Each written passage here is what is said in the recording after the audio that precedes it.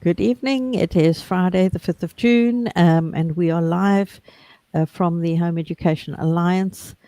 And tonight I have joining me Michelle Zahir, Amy Miles, and Ruth McKee from Wales, which is a real privilege to have you with us, Ruth. We know how busy you are. And Ruth is always very, very busy with things that are happening in Wales, which is why we're going to start with Wales and with a report that Ruth has been working on. I'm going to ask Ruth to explain what this is all about and how it's helpful to us. Okay, thank you. This is a review that's been published this week on the Wellbeing in Education Wales website. It's part of a series of research projects that we've been doing. This, we first of all did some research looking at home educators' experiences in Wales. That came out of an evaluation that the Welsh Government had published, which was meant to be evaluating the effectiveness of their 2023 guidance, except they didn't bother actually asking any home educators what their experience was. It was just a very subjective collation of the opinions of council staff. We then did another review of looking at what information was available on council websites about home education. And now we've done this review, which is looking at the content of written policies and template documentation used by councils in Wales. Now, you might think that's really dull and boring. Why have you bothered to do that? Because basically, we were already suspicious of the fact that council policies and documentation regularly include areas of overstepping or demonstrations of misunderstanding of lawful remits. We suspected this because councils in Wales were meant to rewrite all their local policies in light of the 2023 guidance. And as these started to appear, in each one that we came across, we could see clear evidence of overstepping, regularly mentioning the belief of a duty to monitor home educators and how they were going to do it, regularly believing that it was the council that had the duty to ensure every child has a suitable education, whereas in fact that's the parental duty and the council's duty is reactive. We were seeing common themes. So we provided individualised feedback for about 5 councils in Wales of areas in their policies where we could see overstepping, to limited feedback from the councils and sometimes just being completely ignored. Then along came the Wales being piggybacked onto the CWS Act, and so our attention was distracted somewhat there. But we were always mindful of the fact that more and more policies were being produced that seemed to provide evidence of councils either accidentally or deliberately choosing to misunderstand their remits. So this is a systematic review. So we did try to access the information by 2 ways. We emailed every council in Wales via every email address which was accessible to us, personal ones for the home ed employees, and also generalised generic ones for the home education department. And we asked them for copies of their policies as given to home educating families and to schools. Now, these should really be in the public domain. Some of them were already in the public domain on the websites, but we couldn't be sure if they were the up-to-date ones or not. So we emailed every council to ask for the up-to-date ones, and only 2/3 bothered replying. And we emailed up to 4 times, and over a period of 70-something days, and we still didn't get a response from about 7 councils. Now, when you bear in mind, all we're asking for is a copy of a policy that should be just a click and send. When you think that we're meant to be having councils with an obligation to provide advice and information under the CWS Act, and you can't even get a copy of policies, it does really bring into question, for whatever reason, the capacity of councils to be able to do that. The other way we sourced information was to place in so we had someone to place in a series of freedom of information requests to each council in Wales, asking for copies of the template documents used, template letters of contact, forms that they would use either for council staff to fill in after home visits or when trying to make assessments about families, or forms that were sent to families to bring in. Part of the background for that is, alongside the 2023 guidance, the Welsh Government produced supplementary materials that they didn't put in the public domain, but sent to every council in Wales. Home Ed Cymru obtained copies of these back in 2023, and these are very poorly drafted. They're based on ideas of what the government would have liked the guidance to have looked at rather than what it actually did. And some of them, if you followed them as written, would risk council staff acting unlawfully. There's even one letter in there which says, basically, because you haven't had a visit, we're going to issue a school attendance order. And at the time, Home Ed Cymru wrote to every council in Wales, said, do you know these materials are inaccurate? They might cause staff to act unlawfully. They certainly will mislead families because they all announce home visits without giving any other options.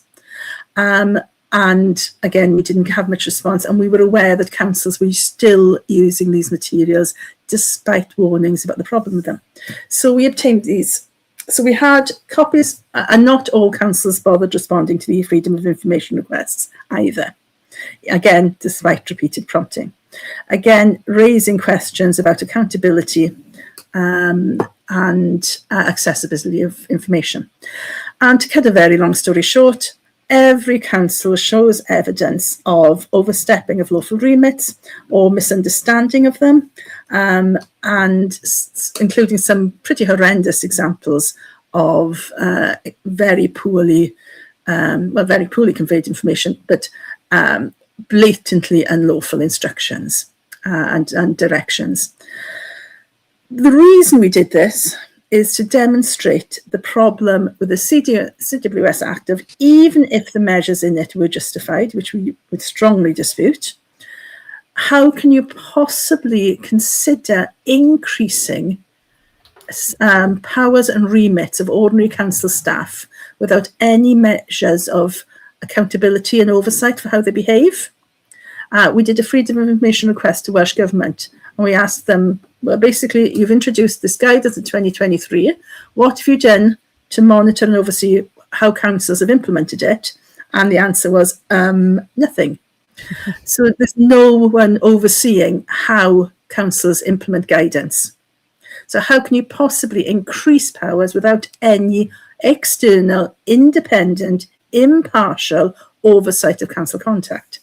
The other issue is that at present, we know that there is no independent or effective complaints, appeals, advocacy, mediation or tribunal system for families as and when there's a disagreement about how councils have behaved, or where there is a dispute, or where there's been inappropriate conduct.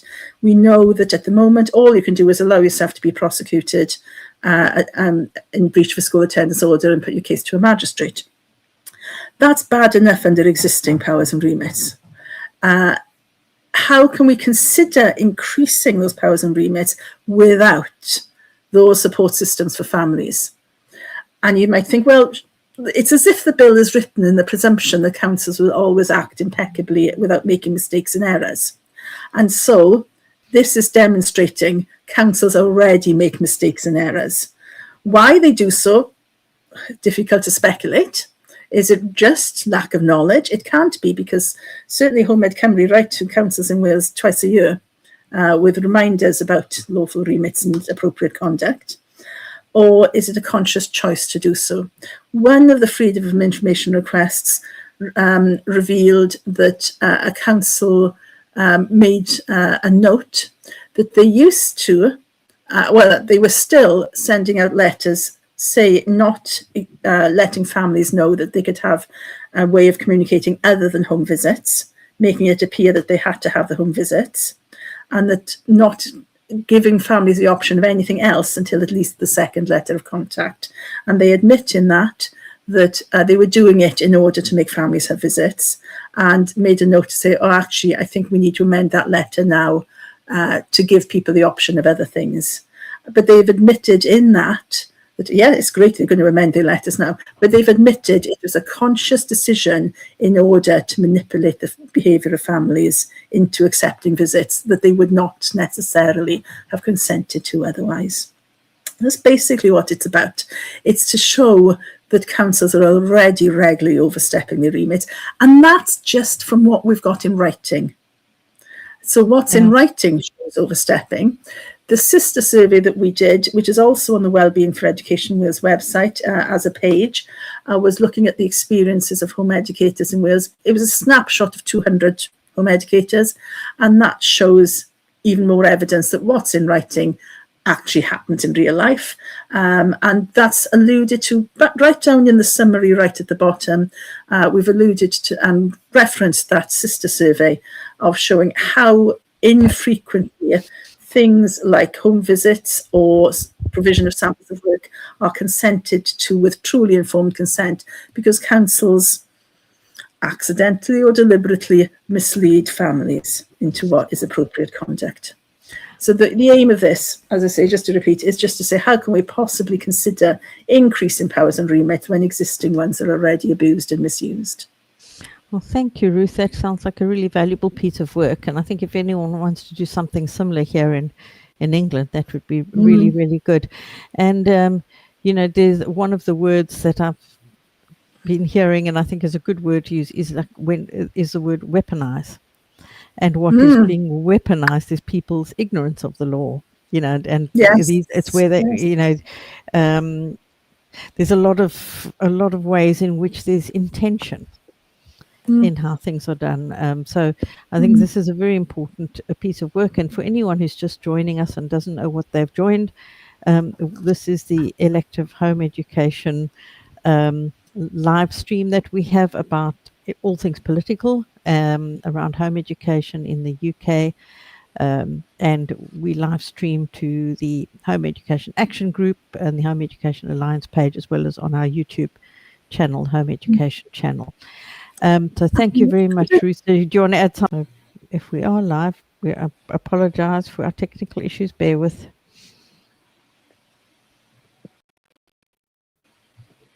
That would explain why on my other screen it came up with a little box telling me that we weren't on at that point. We are live. I've just heard Michelle say that on my phone. Fantastic. So we're back. So sorry, guys, just bear with, and you know,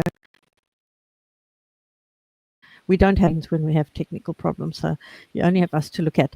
Okay, so Amy, if you wouldn't mind, just I hope we didn't lose too much of the conversation there with Ruth, but we were talking about from Ruth's work that she's done on the actions of local authorities, the behaviours, and that kind of thing. You've also been doing some research on that, haven't you? So yeah. Want to tell us a little bit about that? Sorry, so give us background on that letter first, on the DFE letter first. I was just going to type back, but yeah, it looks like we've lost the YouTube feed, but we are still live on Facebook.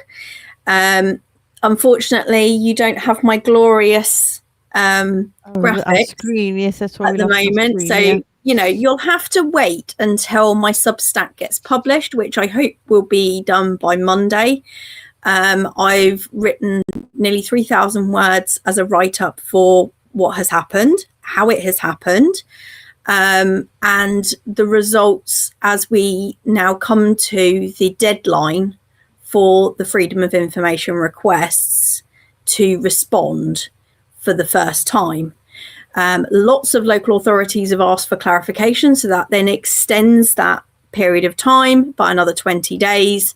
So I'm looking at, you know, the long game here. But in the short term, what have I seen? Well, I've seen 86 local authorities answer the Freedom of Information request, which was a really simple 5 questions. Did you get the letter? Who'd you get it from? When did you send it to parents? And how did you send it to parents? So it wasn't really complex. It didn't need a 5,000 word essay or for them to go and find resources or anything. This was a simple thing of the Department for Education have sent you a letter on the 30th of April. What have you done with it since? And I was quite surprised that only 56 of them have actually given me a full response. Of those, a lot of them are still not saying that they have sent this letter to parents yet.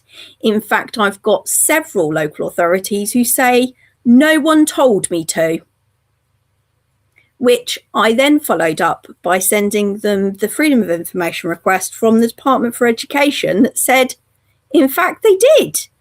In fact, they asked very nicely and said the word please. But that hasn't happened. And it's quite frustrating because no two responses are the same. Oh, we have some graphics. Thank you, Kat. Hope you're okay. And it's just so shocking, really, that such a simple thing of, can you forward this letter to everyone on your database, should be the most basic of basics that anybody can do with the most simplest of IT skills. However, what I have discovered is that local authorities are so appallingly bad at following a simple procedure such as answering a question that I had many of them answer me formally, give me a read receipt, give me a reference number so I could reference the Freedom of Information if I had any questions to go back. Lots of local authorities answered without needing any clarification of what I was talking about. It was pretty obvious what I was talking about. However, about half of them are a bit confused. In fact, Blackburn and Darwin have come back scratching their head and going, did you want the parent letter or the DFE letter? I beg pardon? That's not what my question was. I'm a bit confused and I think you're a bit lost. Let me start again. So I've had to reiterate everything and give them a copy of the letter and the Freedom of Information request to the DFE that showed the full body of the email. Now, despite all of my best efforts, there are still 6 local authorities who maintain that they have not received the letter at all. So we are going to go back to the Department for Education and feed that to them so that they can keep sending that email to them over and over again until the message gets through. I do feel, though, that I need to thank everybody who has responded to us on the threads and said that they have received this letter. That helps enormously because we then have 2 reports side by side showing that the home educators have reported how many and what date, and then we have what the local authority is saying. And in many of the cases they match, and then I can tick my box and go, that is 100% confirmed. However, in many cases, I've had people say that they've received the letter, but the local authority don't seem to think that they've either received the letter or that they ever passed it on to parents. So this is exposing some really serious issues with communication between the Department for Education and the local authorities. And in one case, we have seen one of the worst kinds of data breaches that you could imagine. 432 parents were sent the other 432 parents' emails, because instead of putting it as a blind copy, they decided to send it not blind, just putting it in the CC box. The council that did this are called Plymouth. They apologised profusely straight away, but in doing so, the parents then responded to that with a complaint by sending to all the people that were addressed in the CC. So this created a ping pong of multiple emails being sent between all of the people that received this lovely letter that was supposed to help and reassure them that the law is not changing yet. And just to make it even better, the day after, they sent me the Freedom of Information request saying, "We've done the job. Aren't we great? You can give us top marks now." To which I then responded, "I do actually know what's happened. I'm not stupid. I know that you've just had a massive data breach, and I want to know what you're doing about it to help parents to understand what they're supposed to be doing." An email then went out to all of the home educators, apologising again and informing them of their rights, how they can complain. And so what we have done is produced a draft letter that all parents affected by this data breach can then copy and send via email to the Information Commissioner's office. So it is completely up to you. I've removed all the barriers. There's no need for you to have to draft a complaint from scratch if you don't want to. You can, of course, still do that if that's what you'd like to do. You can complain both to the council and to the ICO. You don't have to wait for a response from the council because you already have their apology. So this is exposed quite a lot. And I think there's going to be a lot of lessons to still learn, considering I still have about 100 more FOIs to comply. So if you get any data breaches, you have any letters sent to you, then please do let us all know, because we can record that on the spreadsheet. Okay, great. Good piece of work, Amy. Thank you very much for doing that. And it is so helpful when people respond. So, don't into a vacuum and gets lost. This is where it all ends up in front of somebody who sorts it into nice little graphs for us. So thank you, Amy. Amy, okay. We had a comment. How can they access this letter if they want the template letter? So the letter is going to be circulated in the local groups. So watch out for it. It will be in your local group, in your local Facebook group. If you can't find the letter, then you could probably put a comment in the action group and somebody would probably respond to you privately. It's trying to keep it local, but also make you facilitated. Okay, thank you very much. Okay, so also in our big news headlines this week, those of you who've been following Michael Charles and know about his plans to support someone bringing a judicial review will know that this letter before claim was issued, and of course hopefully you've also been donating money to help this all come together. So I think, Michelle, you probably know the most about this. If you want to give some information, please. Yeah, so we finally reached the point where we had the letter drafted and it could be formally issued. So the formal letter before claim was issued to the Secretary of State for Education and the Welsh ministers on the 2nd of June, so this week. And it's challenging the key provisions of the Children's Wellbeing in Schools Act 2026 under the Human Rights Act. So the letter of claim, completely transparent. If you go onto Sinclair's Law, if you scroll through their news items, at the bottom there is the whole letter in full. So you can click and read the entire letter if you want to. This is like a shortened summary in the news bit, so you know what's going on. And the challenge is raising concerns regarding discrimination against disabled and neurodivergent children, safeguarding linked restrictions, informational privacy, which is why we're following on from the previous reports, broad data sharing powers, procedural fairness, and the absence of independent merits-based review. This is the first stage. So we're at this stage now, we're in a waiting game. We've put our first chess piece forward, and we're now waiting for a response from Wales and a response from the government. They have 14 days to give us a response. And obviously, once that's come in, Michael Charles will advise Sarah and the other claimants what the implications are of that. We can't predetermine what that's going to be, but that will be the next stage when we'll be able to update you. But in the meantime, we have to be prepared that if we need to do a full legal challenge, that we're in a position to do so. So that's why the crowd justice remains open. But yes, the letter before claim can be read in full.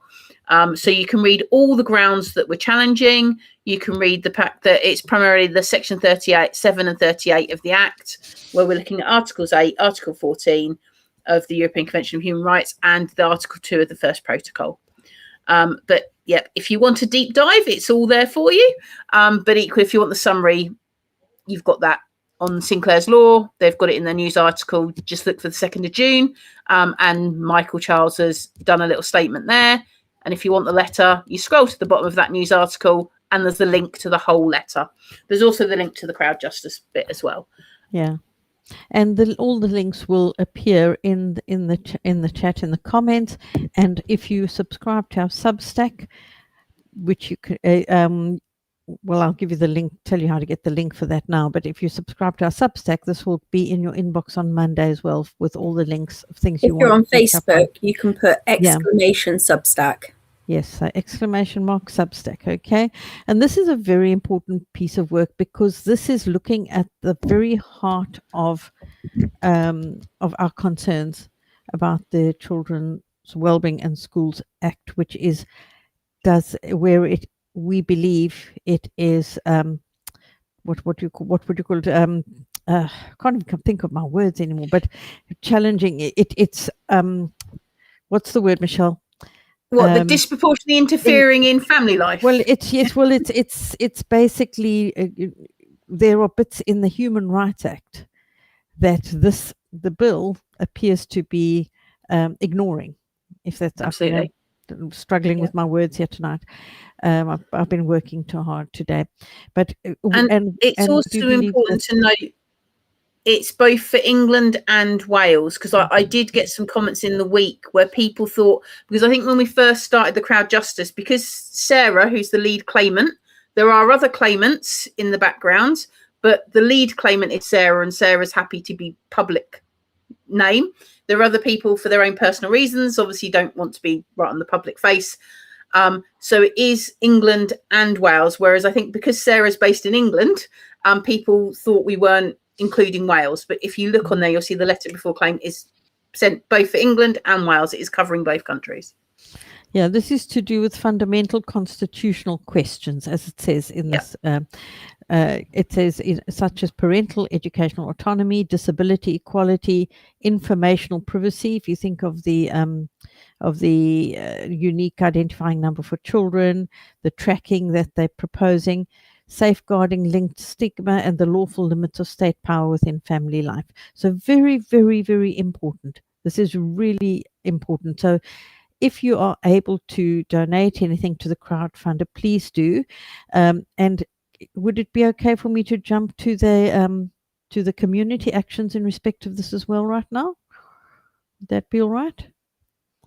And okay. I can see Rachel from Send Allies Shropshire, who's the one who's kindly agreed to help coordinate this in the background. So I can see she's actually on today. I can see she's there. So what we're proposing, as you can see, is community groups across the UK run their own fundraising events. This was inspired partially because an 11-year-old child did a mini one, baked some cakes, and sold them, and then donated into the Crowd Justice Fund. So this is sort of like you run a fun day, you run a cake bake sale, a sports event, whichever you want to for your local community group, whether it be your bowls group, whether it be your football group, whether it be your guiding group, and you put half of it you keep for yourself and half of it you then donate into the Crowd Justice Fund. And where the comments bit is, you just put this was raised by X group. I'll say Send Allies Shropshire because I know Rachel's already started her local events and is actively getting others, starting them all up and down the country. So we want every group possible to get involved and have some fun days, enjoy yourselves together, raise some money for your own group, raise awareness about why we need this legal challenge and what the legal challenge is, and help us be able to fund the legal challenge as far as it needs to go to secure the best outcome we can. Where can people find this, like this poster, Michelle? This poster, I have got it on the Children's Wellbeing and Schools Act page. If you go on the Send Allo Shropshire page, any updates will be shared from there. Yes. But I will be adding it and re-adding on the Children's Wellbeing and Schools Act page. Yeah, on a regular basis. that is the Fix the Children's Wellbeing and Schools Act page. Am I Yes, right? fixed. Yes, it is. It's So, fixed. yeah, so you can Fix it find that now. on Facebook, and you can get information there as well as in the Substack. So Yeah, and there's a QR code. If you scan that, that will take you through, and then Rachel and the volunteers, Rachel's getting around her in the background, will respond and help you get your fundraising events all set up. yes, and I think we have a link there for the a visual there for the Crowd Justice Challenge on the next tab. Is that correct, Kat? So that would be that one, and it is sitting now at 30,280, I think. Which is fantastic. Yes, which is, so it's a good start. It is, and it will carry on staying open. And Sarah just wants to emphasise, because I think some people got confused in thinking Sarah's a parent. Sarah runs a CIC, equine CIC, and works very closely with families with children with EOTIS, and works very closely with home educating families. So Sarah herself personally is not a parent, but is directly aware of the struggles we have, the impact this act will have on our home education communities, because she sees it day in, day out in her actual business. So I think people are getting confused there. There are other claimants in the background, which do include a variety of parents. And if you scroll through the Crowd Justice page, at the bottom, it's got a bit about the type of people that we needed additionally for evidence bases and things there. So there are others who are parents, but Sarah herself personally isn't. But Sarah does understand from her day-to-day work.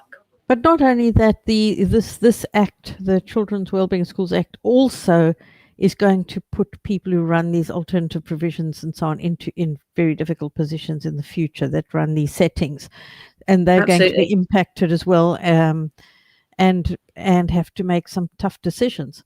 So so they are just as much impacted by this as families are. So the wrong changes, and it affects whether they will actually be able to accept you, because we don't yet know, until they've done secondary legislation, what level of prescribed hours will count for home educating parents to have to report, or for the centre themselves to have to report. And for those settings needing being obliged to share information about children. Absolutely. It's going to really be a big challenge for many that they're going to consider. So they are very much affected as well. And Send Alice Shropshire did say, please to message them if you need any support with running something that can help to raise funds. But we could really do something with this, do something big that raises awareness, draws people's attention to this particular cause. And so I think we need to grasp the opportunity with both hands, because we don't have many opportunities to make a difference at this point. And I know some people have sort of questioned, like, with it being stretched funding. Now, the way you can read Crowd Justice is very transparent. You can go on there, you can read what happens with the money. The money goes straight to the legal team. There's no other way. Nobody else can access it. It goes directly to the legal team. The difficulty with legal challenges is, as you get to different stages, you need more money to get through them. Now, we don't know. We know what chess piece we've put out, and you can all read the letter of claim, so you know what chess piece the community have thrown, but we don't yet know what chess piece Wales are coming back with, or central government are coming back with. Once that comes back, then we will know what the next stage is. We don't yet know whether we're going to be doing ADR. We don't yet know whether we'll have to do a full legal challenge, or what we'll have to do. And so therefore we need the crowd justice bit will stay open so people can continually fund, because we don't want to be in the position that when we need to do the next stage, we just can't do it because we haven't got the money in the kitty to do the next legal stage, because different parts all cost different money and add to the bill. So it will just stay open so people can just donate as and when you can. And there are enough of us that if we each just donate the minimum, and get our friends to buy cupcakes or sponsor or whatever, we can do it. We can achieve great things. Absolutely. Just think of those tiny ants coming together to build a big anthill. We can do that too. So that's that. Okay. What are we moving on to next then? Let me just see where we are. What do we still have to do? So, okay, we've got It's consultation. Consultation, yeah. So this consultation is also rather important, and I'm going to ask Michelle to explain it as she did earlier because she does it really well. Right. So this consultation was released this week. The information sharing duty consultation. This is really important because it's another bit of implementing the Children's Wellbeing and Schools Act. So in the Children's Wellbeing and Schools Act, they introduce what's called the information sharing duty. They also separately have their consistent identifiers. Now, this consultation, the aim is that you'll see the duty will apply from September 2026. So they're consulting now. Consultation closes in July, apparently completely analysed properly, ready to start in September 2026. But when you read this draft guidance, something I was banging around about before, it's very clear they're emphasising that your right for data to be not shared due to a duty of confidence is gone. So your children's private data, they can no longer rely that a duty of confidence will stop it from being shared, because this makes it explicit that the duty of confidence doesn't apply if they're sharing under this element, which is why we need people to respond to this consultation. Because if you don't agree with that, if you think that, do you know what, my children's medical records should be able to stay completely private, and I don't agree with this information sharing duty, you need to get your opinions in to this consultation. Now, because it's literally just come out this week, I know a few of us have reached out to people who are digital experts and information experts, hoping they will give us some good quotes to use for filling in our consultations. If you're confident, just get it in. But if you want a bit of guidance, we're hoping something should be available in the next few weeks to sort of guide you through it. But it is a really, really important one if you are worried about your children's data being shared, because this will be the statutory guidance in place from September, and changes will only happen if you actually respond to this. They've also got some webinars, so there's different areas to explain it. So you'll see there's a general one, there's education early years one, a health one. So again, if you're thinking, I do need to fill it in, but I'm not quite sure how that impacts me, see if you can join one of the webinars to ask those questions, and then fill your consultation in. They would prefer it on the form, but there is an email address if you can't fill the form in. But certainly if you can get to those webinars, get to those webinars. But it's really important, because this is another step of putting this legislation into place.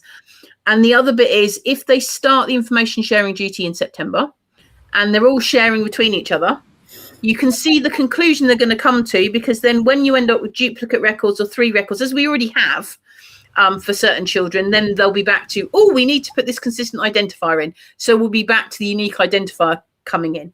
But at this point, the unique identifier is much later, but this is they're expecting to start in September. So we need to get those consultation responses in.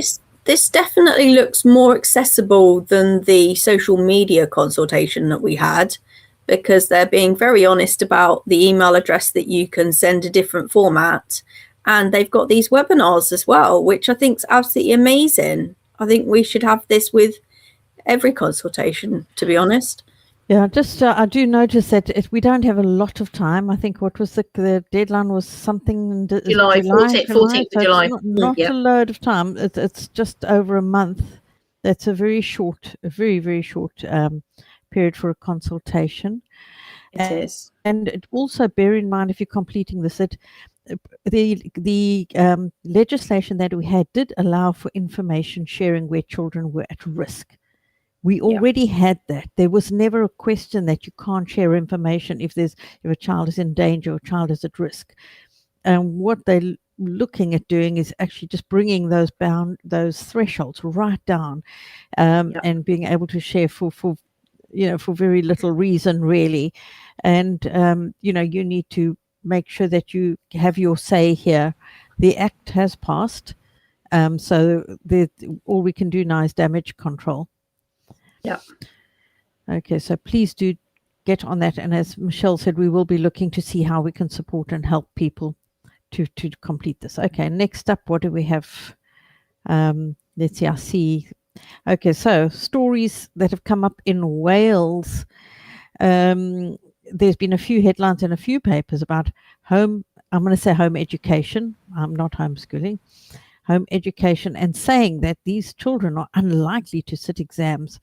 This is a very I did comment on one of the articles who said I'd love to see where the evidence is for this, because I know of so many, but also saying that GCSEs are not the be all and end all. They are not the only pathway, and many successful people never sat any GCSEs at all. And if you think of all the other countries as well, where you have other qualifications you can have, Ruth, because you're in Wales, what would you like to say about this? Oh, you're muted. Apologies. This is something that's only come into the media in the last day or two, so we're still in the process of fact checking, including working through transcripts of the actual scrutiny committee meeting that this is taken from. But from our initial observations and understanding, the council report shows the number of children that were entered for exams using the council's own exam centre. It isn't the number of children who were entered to GCSEs, it's the number of children who chose the council's exam centre. But that's not what was said. About an hour into the recording of the scrutiny committee meeting, there is some reference to the fact of, maybe they could have sat some elsewhere, we don't know. But that wasn't taken on board. By then, the message was very much in the minds of the councillors who attended the meeting, and also seemingly of the media, that no, it's only 7% of children sit at the exams. We're working through the whole scrutiny committee meeting, because there are other very concerning statements that are made there, some of which... I want Kat to stay on that page right here, because here's the quote you want here in the middle of the page. That's brilliant. Yeah, I'll read the quote there. I think the danger here is that if we make this very comfortable and very easy to manage, we run the risk of more children becoming EHE. This isn't something we particularly want to see. It's a balance between doing the best for those children, because it's not the children who make the decisions, it's the families, with the needs of other pupils in our care. Now, there's so much to unpack in that. Home education is equal in the eyes of the law to school-based education. It's not their decision. It's not about what they do or don't want to see. They're saying it's not the children who make the decisions. Well, do children make the decisions about whether they go to school? How much pressure is there for families to sit their children down and say, do you really want us to register in school? Do you really want to keep attending schools? And the other pupils in our care, well, home educated children and young people aren't pupils, but that's by the by. And when you think that these are the people who are meant to be able to act impartially in the best interests of every child, according to the CWS Act, then there's a massive question mark in that one comment alone of how can these people possibly be impartially making decisions about what's in the best interest of children, when they also aren't putting the best interest of children first by not wanting to make life comfortable in order to manipulate figures of where children go to school. I mean, how dare we have a comfortable life? Or an even slightly less uncomfortable life. I mean, in my, I think one in my comment, I also, I do think we have to cut free from this idea that you have to have this piece of paper to be successful, because that's absolutely. at the heart of it. That belief is what is harming so many children. Yeah. And you know that people they put all their faith and trust in this piece of paper that it's going to secure a future for them, and then when it doesn't, you know, or if they fail their exams, you know, it's the implications of that. It's just the lack of balance in approach that really bothers me. So what I would say to And it's also the idea. Go ahead. Yeah, no, sorry. It's also the idea that passing exams is a sign of education, and it's not a sign you can pass exams. And that you can, we all know plenty of people who've managed to memorize stuff to get through a GCSE and then can hardly remember it the next day. It's not evidence of true education. And it's certainly. I was going to say, I know plenty of people who didn't do well, but have been extremely successful as adults because when they were actually doing what they really wanted to do. So some of the multi-millionaires in the country, like and Richard Branson, who dropped out of school, you know, is a really good example. But what I would like to say to people, if you feel free to go and have a look at the articles, if you're able to comment or write to the editor and try and bring some balance, and you know, because we have to kind of correct the this false narrative wherever we come across it, because unfortunately people have a vested interest in not reflecting the balance and only showing one side of the story. So then we also have the story from Staffordshire. Who's got some commentary on the story? I do. So Staffordshire have had a meeting with a working group, and they have decided that next week on Thursday, they are going to present this like a wonderful bit of fiction, to the rest of the scrutiny committee. So what we're asking is that if there are any local home educators in Staffordshire, can you please try and get to that scrutiny meeting on Thursday? If you've got your kids, brilliant, take them with you. They'll be able to watch democracy in action. It's a really good lesson. And we need, if there is have a look and see if there is a process for you to actually speak, because sometimes at scrutiny committees, they will accept evidence from parents, and you can have your 3 minutes of fame into the microphone, which is brilliant. And you can sort of say what you feel about what they've said here. They're saying that there are over 2,000 home educators registered with them, and that 140 of them are being home educated all their life and have never attended school, which is a statistic that I haven't seen from the Department for Education or any other local authority. So they are keeping a very close eye on home educators. And that disparity between 2,000 and 140 that have never been to school, it definitely shows you where the problem is. And incidentally, Staffordshire, in my Freedom of Information requests, it turns out haven't answered me yet, which is fantastic, as they're over their 30 days since they got the email. But also they hid the information for parents in a survey about voting at 16, and they are particularly looking at monitoring and tracking home educators after 16 to see where they're at. So they are taking a really close microscope to the home ed community in the area, and it would be really good if we could actually push back on some of the narratives that they've got in this report. This is a very long report, so we won't go over it right now, but you can access it from the Substack. It would be really good if they also went and tracked every child that left school to see what becomes of them as well, and how well that education has prepared them. So I wanted to also just say, Kat, have you got the slide with the meeting information? this meeting on Thursday, the 11th of June. I don't know if you have a slide for it. Yeah, Thursday, the 11th of June at 10 At 10 a.m. a.m. And there is we will make sure that you have access to that information.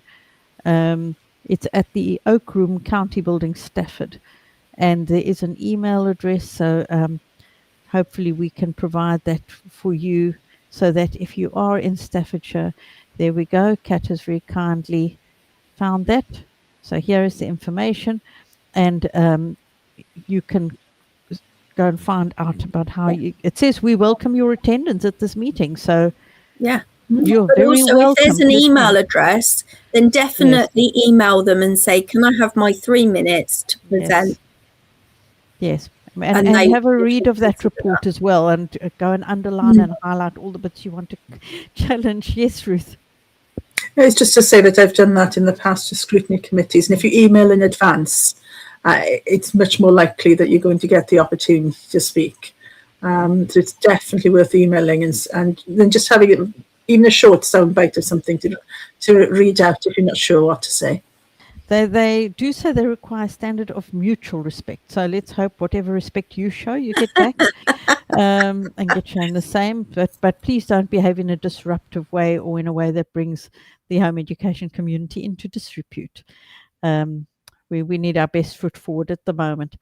Okay, so do we have anything more for our stories tonight? Is that us done? That is it. So it's quite a lot. It's almost an hour's worth. So please look out for the Substack. Make sure you subscribe to our Substack so that you can get all the information and follow up on these things. You can also ask to join the Home Education Action Group on Facebook, where you can get information as well, and follow the Fix the Children's Wellbeing and Schools Act page go as baking. well. Definitely go baking. Yes, and go put all your little crafty cooking, baking skills to work. But you don't have to just do that. You can invite people over for coffee and put out the jar, and you can go for a run and get people to sponsor you, or there's a lot of things you can do. You can go and walk people's dogs and raise money that way. Whatever works for you, we encourage you to do that. So anyway, any last words from any of our panel tonight? Okay, great. Thank you, guys. Have a wonderful weekend, and we will see you same time next week. Bye-bye now.